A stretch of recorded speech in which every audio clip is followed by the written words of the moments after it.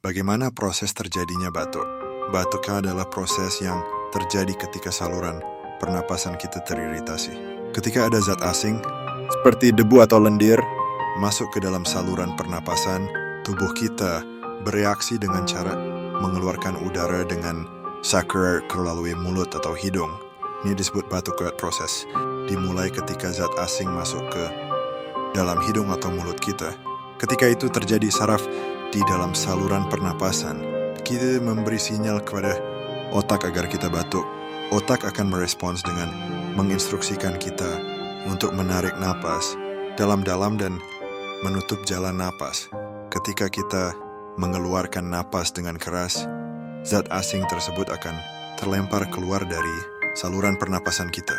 Selain itu, batuk juga dapat dipicu oleh reaksi tubuh terhadap infeksi atau penyakit.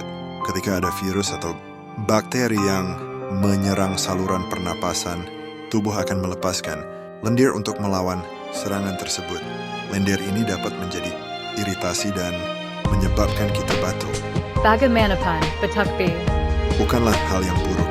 Sebenarnya, ini adalah mekanisme pertahanan alami tubuh kita untuk membersihkan saluran pernapasan dari zat asing atau lendir. Tetapi jika batuk terus berlanjut atau sangat mengganggu aktivitas sehari-hari, penting untuk berkonsultasi dengan dokter agar dapat mendiagnosis dan mengobati penyebab batuk secara tepat.